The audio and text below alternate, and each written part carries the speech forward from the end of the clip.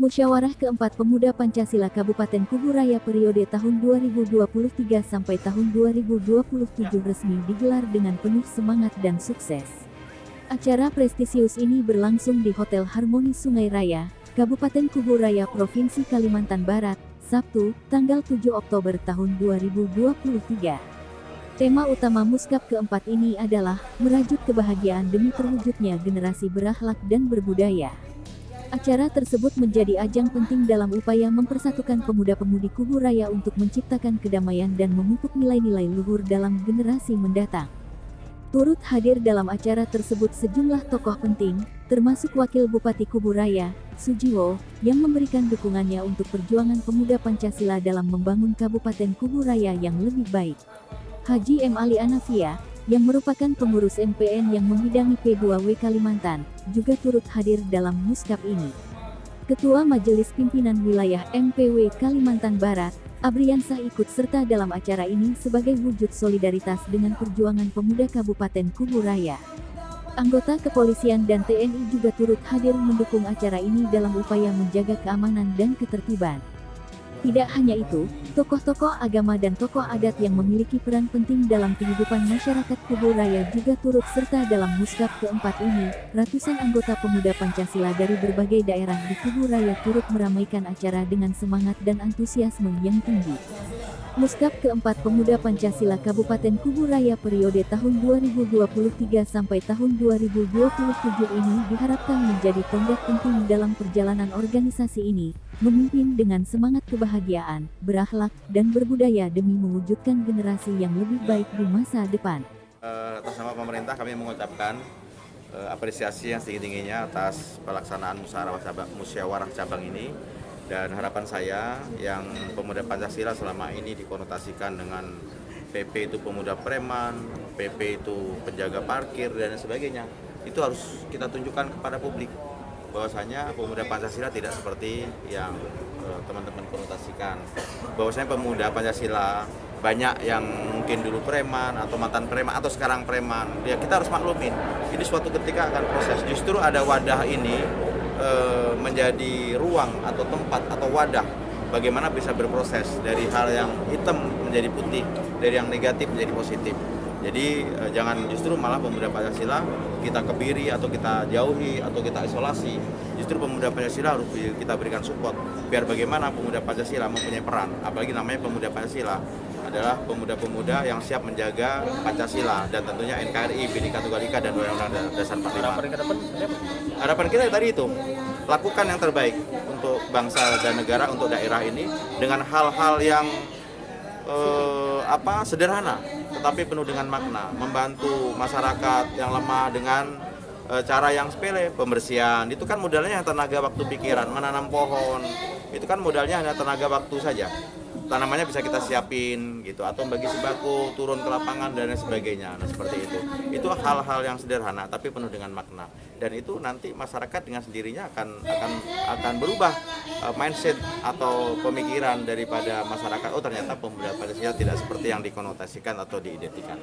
Oke ya. Apa pesan Bapak buat pemuda Pancasila? Gimana?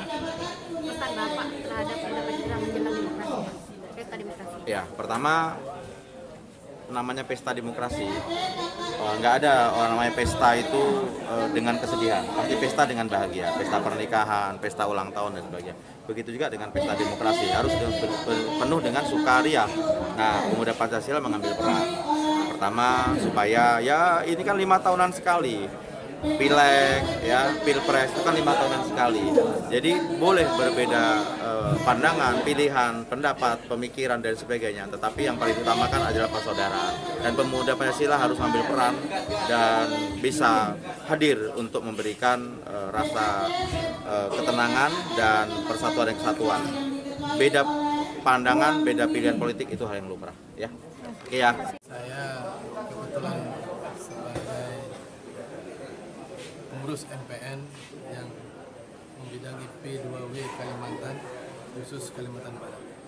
Kami hasil rapat koordinasi P2W se-Indonesia dengan Kokan itu di MPN beberapa waktu lalu. Kami sepakat bahwa akan turun memantau bagaimana pelaksanaan muscap di wilayah seluruh Indonesia.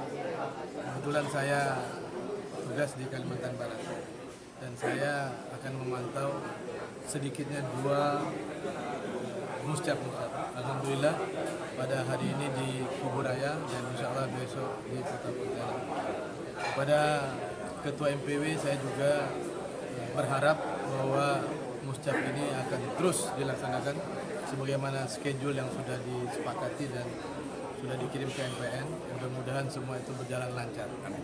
Dan khusus untuk rekan saya ini, Mas Akang, supaya bisa berbuat baik terhadap pemuda Pancasila di Kuburaya.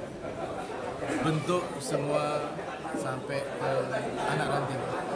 Biar apa yang disampaikan oleh pihak-pihak lain kita tunjukkan perbaikan, kesempurnaan itu hanya pada Allah, tapi kita berusaha untuk sempurna di dunia ini.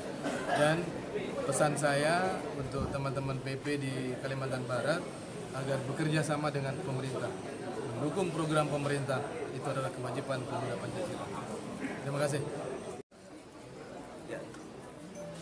Pertama-tama dengan adanya muscap ini, karena muscap ini memang harus kita laksanakan karena perintahnya dari Majelis Pimpinan Nasional bulan Oktober ini harus kita selesaikan.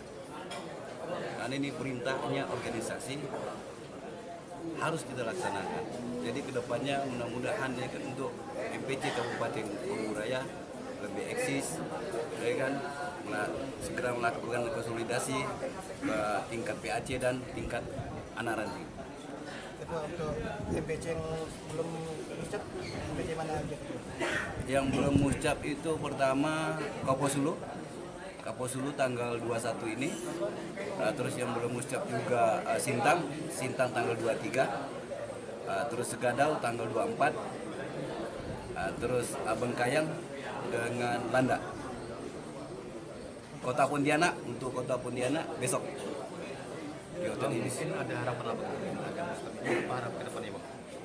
Ya, harapan ke depan ya mungkin untuk MPC Kuburaya ini lebih eksis, lebih menjaga keamanan di Kuburaya dan membantu pemerintah Kuburaya.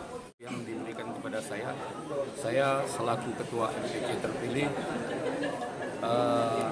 yang saat ini mengemban tugas yang sangat berat, tapi saya jalani dengan ikhlas. 9 kecamatan telah memilih saya secara aklamasi.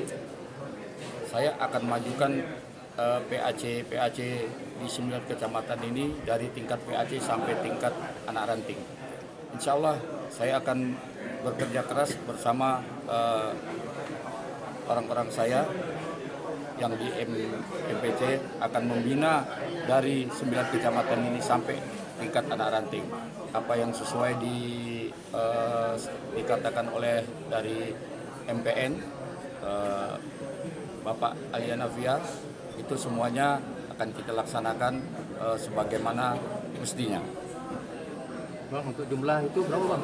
Anggota di 9 kecamatan berapa anggotanya?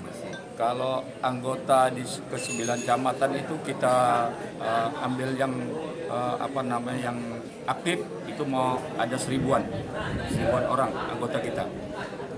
Mungkin bisa lebih. Mungkin ada penambahan yang baru. Maka dari itu kita nanti selaku ketua MPC terpilih ini saya akan kembangkan mungkin bisa lebih dari 1000 dari ke-9 kecamatan ini. Sedangkan untuk di Sungai Raya aja itu bisa sampai 200. Jadi kalau satu kecamatan 200 kita ambil 9 itu sudah hampir mendekati 2000 anggota kita. Untuk agenda pertama ini apa? Agenda pertama ini kita mau konsolidasi dulu ke PAC nanti sampai tingkat anak ranting. Terima kasih ya. Kalimantan Barat, Tim Media Kalbar mengabarkan.